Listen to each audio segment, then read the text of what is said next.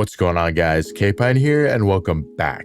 And in this video, I'll be featuring a team that I went on an 11-game win streak with in the Ultra League, featuring a Primeape and Tentacruel core. We all know how impressive of a Pokemon Primeape is in the GreatLeague, and it's no exception in the Ultra League. Its ability to quickly strip shields or apply massive damage is unmatched. Then there's Tentacruel, a bulky mon that provides the fast move pressure the other two on the team don't necessarily do. While both Primeape and Shadow for Alligator spam off moves, Tentacruel takes a bit longer to get to them, but eats moves. Plus, it provides that fairy type counter that Primeape is weak to. So in this video, I'll be featuring two back-to-back 5-0 sets I had with the team. And with that, let's get right into the battles. Alright, getting into the first battle, we lead Primeape into Kommo-o. A little bit of an interesting lead, but what we're just going to do is we're going to close combat and dip. Throw the 7 karate chops for good timing, go for the close combat, and then pivot into my Shadow Gator. If this gets the shield from my opponent, we'll just be able to land the ice beams, and if they let it go, which they do here, we get massive damage on the Kommo-o. I do let that first Dragon Claw go, calling it's not a close combat because they do want to be able to get to 2 moves later on, which it is just that Dragon Claw. They now save swap into their own Primeape, and I'm thinking here that if I do shield that Rage Fist, my second Hydro Cannon will be on the CMP tied to their second Rage Fist, so I don't want to do that. I'm just going to let it go and get my shield advantage. Now, Tentacruel is a complete wall to this energy from the Primeape. Unfortunately, do get one turn bring in, but that is okay, as we can tank that Rage Fist, tank a second Rage Fist, and then go for the Skull before they do reach a third. Now, what I've noticed a lot in like neutral lead situations, like you saw there with the Primeape into the Kommo-o, your opponents absolutely love calling the Rage Fist bait. So more often than not, I found out that just close combat and dipping has been extremely beneficial. Just something to keep in mind. And my opponent here comes in with a Pangoro. They catch the Scald onto their own Kommo-o. A little bit of a nice catch, but it doesn't matter because at this point, I can just come in with my Primeape. And if they close combat, so be it. My Tentacruel will be able to Poison Jab down before they can Karate Chop down. So it's a very safe no-show by me for if they do bait, it's just a guaranteed win. Because I can go for this Rage Fist, which my opponent does let go, but we will be able to Karate Chop down in time, as we still do have the Tentacruel in back, so we take it. GG's. Next battle, Primeape into Blastoise. Same idea here, close combat, then dip into the Shadow Gator. This is another 3-turn user, just like that Kommo-o, except this one throws right away in alignment, and that's perfectly fine by me. They don't build up to the Skull Bash, nothing. They just want to get Hydro Cannon damage off. So I'm like, great, I'll tank it and then throw a couple more, then go for that close combat. But they swap into a Fortress, which is fine. So I'm just going to go for a Rage Fist, and then I notice that I can reach 2 close combats here. So that's exactly what I'm going to do. Close Combat 1 does get the shield, and Close Combat 2 will do some massive damage into the Fortress if they let it go, which they do. They survive on 1 HP, and I make a pretty big mistake here. I'm like, oh, they survived on 1 HP, let me catch it. No, that was just like muscle memory reaction right there coming in, and oh boy, now I pretty much have to sack my entire Gator at this point. I should just stayed in, force them to throw, take out my low health Primeape, and now I have a entirely healthy Shadow Gator and Tentacruel to take on this team, which is just an instant win. But the 2-shield Tentacruel, seeing that it is a Virizion, is also a pretty decent matchup here. I'm gonna load up on energy. My opponent does try and go for a catch. They fail the Scald catch. I don't know if they're looking for Scald or Acid Spray or whatnot, because I wasn't quite at the Sludge Wave, but either way, I do get to land that Sludge Wave for nice hefty damage.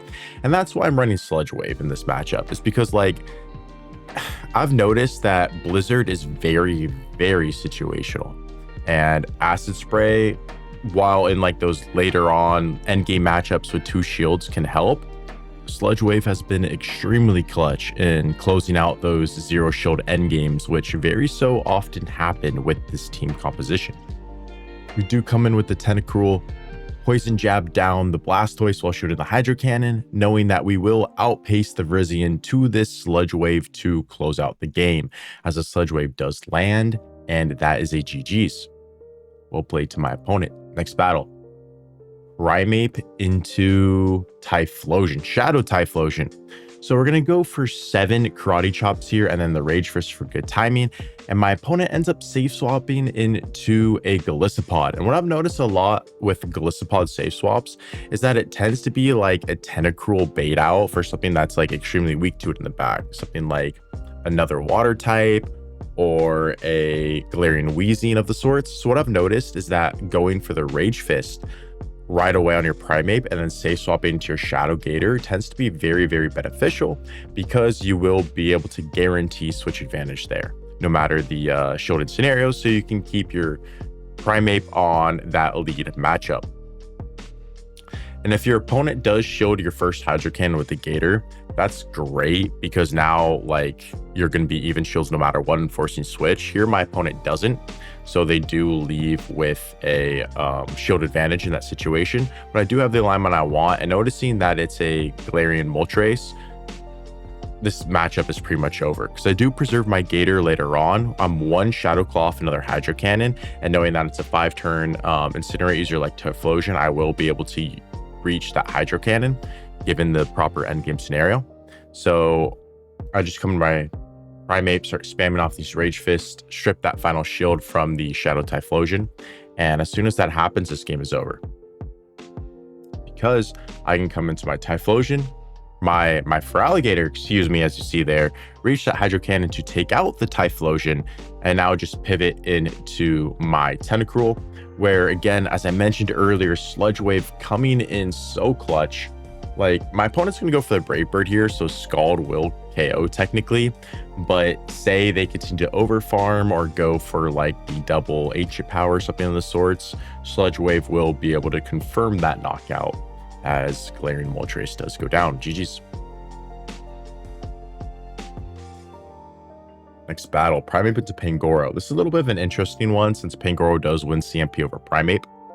So we're just going to play this out normally, and it's up to you whether you call it. Like here, I don't have the guts to call that Night Slash bait, but I want to say like 75% of the time they do bait the Night Slash. So that is really up to you in the call.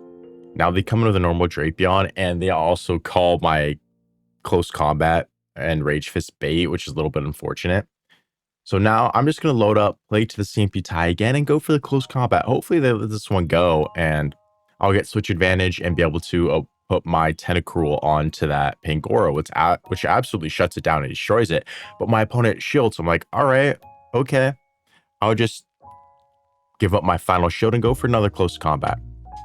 If they decide to double shield this, I was going to come in Gator and just try and get a massive energy advantage, but they let it go and come in Talonflame. I should have gone for the Close Combat here since I'm only reaching 1 move, where Close Combat, even though it's resisted, does do more than a Rage Fist. But either way, coming in with that Talonflame, Tentacruel is going to be able to close out this endgame just fine. We tank the Brave Bird. I do fire off this Hydro Cannon right away, just in case they tried to go for a Karate Chop Snipe with the Pangoro. I wanted to make sure I got that move off. And it does force the final show from my opponent, which does go for a Brave Bird here, but that's fine because with all this energy lead, this matchup is just over. They can go for Night Slash number 1, but they will not reach a second Night Slash. So I can land this Sludge Wave, take out the Pangoro, and then Poison Jab down the Talonflame before they do take me out with the Incinerates. And that is a good game. GG's. Next battle, Primeape into Grumpig. Now this is a little bit of a core breaker here, since a lot of the other Psywave users you'll see are like Malamar or Lapras, where both of those you can like Close Combat and dip into your Feraligatr, it's fine. Grumpig you can't, so it makes it a little bit uncomfortable. So what I do like to do is stay in with the Primeape, shield their first move, go for the second Rage Fist right away. And if they let this go, you'll notice that I'll swap into my Shadow Gator and get those super effective Shadow Claws off, where getting those 2 Shadow Claws off now confirms that the Grumpig won't be able to reach a second move, which is very, very crucial in the endgame situation. If they do shield your second Rage Fist, you'll just stay in and force them to throw a move to take you out. Otherwise, you will reach a third Rage Fist before you get Psywave down. And in doing that, you can just come in your Gator and basically just Shadow Claw it, or get to the Hydro Cannon if they allow you so. Here, I have a Golisopod on my Shadow Gator. I'm just going to let it go and get farm on my Tentacruel. Tentacruel does a good job of tanking the Golisopod energy just because both Aqua Jet and X's are resisted. If they're running Aerial Ace like an absolute madman in this current meta, then that's fine as well, because at that point, Aerial Ace does pitiful damage to Tentacruel and might as well be resisted. Now they come in Corviknight and talk about might as well be resisted. These sand attacks, even though super effective, are doing next to nothing to the Tentacruel. I do fortunately get the Skull debuff, which is nice. I can tank their move, come to my Primeape, tank the Sky attack, which is great. Looks like they're on Sky attack payback if they didn't go for the Iron Head there. So I can load up basically to the back-to-back close combats. And if they showed this, I'll just reach the second one. So my opponent is forced to let that go, and letting that go, whether they showed it or not, is basically a GG's, because I do reach this Rage Fist here against the Golisopod, force their final shield. They get a nice Shadow Claw down, but that's no problem. Look how healthy we are. We can tank 2 Aqua Jets, no problem here. Aqua Jet number 1 does land absolute nothing. They swap in their Grumpig, hoping to get to that move, but like we mentioned earlier, the Grumpig is so low from that Shadow Claw from the Shadow for Alligator, they won't be able to get it, as we do secure the 5-0 set there. GG's. Next battle, into a Regirock, shiny Regirock at that, really cool lead. They save swap into Corviknight, so we're gonna close combat and dip. Massive damage or force their first shield, and Shadow Gator will comfortably be able to keep swap at that rate then. My opponent does go for a Sky attack here. That's perfectly fine. We let it go. We're not in danger of being farmed down. They will have to throw a second move, so I can over farm to right before their next Sky attack, go for this Hydro Cannon of my own, and this will take out the Corviknight if they decide to let it go, which they do. They come in with Virizion. I'm just going to full send this Ice Beam. We have fantastic alignment here. My opponent's only win condition at this point, given my team comp, is to call a bait, which they do. So good thing we called the Ice Beam, and because that landed, they do concede. GG's. Next battle, Primeape into Hariyama. So neutral lead, you know what we like to do in these neutral leads, go for that close combat and then dip into the Shadow Gator. Always make sure you're throwing on good timing. It's so crucial in Pokemon Go PvP. Now we swap to the Shadow Gator. They will make an upper hand, but because we got the Shadow Claw through there, they're not going to reach a second, so that's fantastic. They unfortunately do not get the debuff from the upper hand and come in a Guzzlord. We're a little risky. We go for the Hydro Cannon bait, and it does pay off, which at this point, because we got the first bait, there's absolutely no reason for us to bait on the second time around. Either force that final shield or do massive damage, because if we do force that final shield, then Primeape's about to go to town. When shields are down, Primeape with that close combat pressure is just deadly. So that is why we went for that Ice Beam when the first shield was gone there. Come into my Tentacruel just to soak this Guzzlord damage, because I didn't want to do it onto the Primeape, and now they come in with a Shadow Typhlosion, and this game is over, because whether or not my opponent shields this, we will comfortably be able to survive the next Thunder Punch. We get a little bit of a debuff there for good luck, but regardless, that match was over, so my opponent does concede. GG's. Next battle, Talonflame. Pretty poor lead here. We are going to swap into the Shadow Gator and try and get in at least an shield advantage if we can't get switch advantage. Since Primeape into Talonflame with a shield advantage really isn't that bad of a matchup. My opponent comes into the Pangoro and they overfarm too much, so this is perfect. A lot of the times we wouldn't be able to get a shield advantage here since they'll tank the first Hydro and then go for a close combat. But my opponent maybe lost track of counts or was trying to get to the back-to-back. Either way, we do get that shield advantage, so that's fantastic for us. And like I said earlier in the video, Tentacruel is a wall to the moveset of Pangoro. So we're just going to tank all this energy. They might have overfarmed, but it does not matter because we're going to get a nice poison jab down. Look at that. That's a close combat from a Pangoro, and it just chipped the Tentacruel. That's all.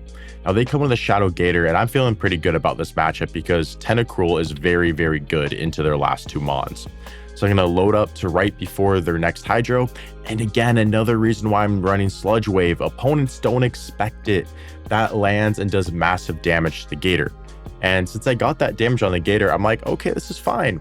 Because as I mentioned, Primeape up a shield does well into Talonflame. Just making sure we're throwing on good timing, maximize that damage to energy ratio. First Rage Fist will land. My opponent's going to go for their first fly. Flame Charge Fly, doesn't matter which one it is because we're just going to throw 2 more and then go for another Rage Fist. No need for me to go to close combat here, even though it does do more damage. No need to lower my defense because as you'll see, that boosted Rage Fist does a ton of damage. We get the Karate Chop down and my opponent does concede. GG's. Next battle, Primeape into Grumpig. So we saw this lead earlier. We know how we like to play here depending on how my opponent uses their shields. Go for his first Rage Fist right away. This will land onto my opponent. And now they're going to load up and go for a close combat or a dynamic punch of their own, excuse me, which we do shield in return. Go for this Rage Fist right away as soon as we get it. And my opponent shields, we stay in. If they no shield, we will swap into that Gator. They do shield, so a little bit different situation than last time. And my opponent overfarms too much. Lets us get to this next Rage Fist, which is fantastic. And in order to avoid letting them get a farm down onto my Primeape, I do hard pivot into my Shadow Gator, where I will shield their first move and then just commit to the farm down. But they swap into a Fortress and down this much energy. This is not a positive matchup for the Fortress. They won't reach an Earthquake, but they will reach a Rock Tomb. And Shadow Gator survives this Rock Tomb, so I will be able to get off my second Hydro, which is very, very nice for me. So 1 Shadow Claw, then the Hydro. I don't think this will be quite enough to KO the Fortress after that Rock Tomb debuff. It's not, so unfortunately take that extra Volt Switch. But it's fine as my Gator is alive and around for potential catch or extra Shadow Claw damage in the end game. I do land a Shadow Ball onto my Tentacruel. As you'll see, Shadow Ball's a pretty good move. Even though it's non-stat from the Grumpig, it's still a pretty good move, and Tentacruel just absolutely eats that damage. Now they come in Tinkaton, and I'm thinking I'm in a pretty good spot here because Tinkaton in the Ultra League all are on Heavy Slam, Play Rough. None of them are all Bulldoze, but this one. This is the very first Tinkaton I've seen that's on Bulldoze in the Ultra League, and oh, that feels bad. Fortunately, I do swap into my Gator. They try and go for the farm down, but we reach the Hydro Cannon. Absolutely clutch for us there. And we get off an extra Shadow Claw's worth of damage onto the Grumpig, so now I'm in a good spot. I can come into my Tentacruel. They reached the move about here. I don't know why they didn't throw it, maybe thinking my Primeape was healthier than it was. But either way, if they did throw it, my Primeape still most likely would have been able to get that Karate Chop down before they get the Side Wave down. GG's to my opponent. They swap into a Gastrodon. So we're going to throw 6 Karate Chops on good timing because of that 1 turn it takes to swap for my opponent. Go for that close combat and then dip into my Gator. Very nice to see the Gastrodon here, so it does avoid my Tentacruel. And now a little bit of a gutsy call. I do expect them to Body Slam bait, given the fact that they're low health, so they will be able to get off an Earth Power later. They don't Body Slam bait, and that does a lot of damage, but that's okay. We do have a shield advantage here, and seeing that it's a Pangoro Lead, I don't need switch advantage, right? Like, I have my Tentacruel for it, so I can just come in with my Primeape and get a ton of farm, and I'll be in a very, very good spot here. They have a Glaring Wheezing in the back, and you know, while that's a bad matchup for the Primeape, that's a great matchup for the Tentacruel. So Tentacruel absolutely core breaks the last 2 Pokemon my opponent has. That's another thing Tentacruel's done a good job in this video, is core breaking my opponent. So when I land that second Rage Fist, I know this matchup is pretty much over, barring Night Slash boost from my opponent. So I'm just hoping here it doesn't happen and they get a Night Slash on the first one. I'm like, oh no, okay. We're still not in a bad spot. Like, these Karate Chops are starting to add up, and now I'm gonna have to start using my shields on these Night Slashes. So hopefully they don't get a second one, because that would be absolutely like detrimental to me here. They don't on their second Night Slash. I'm like, okay, good.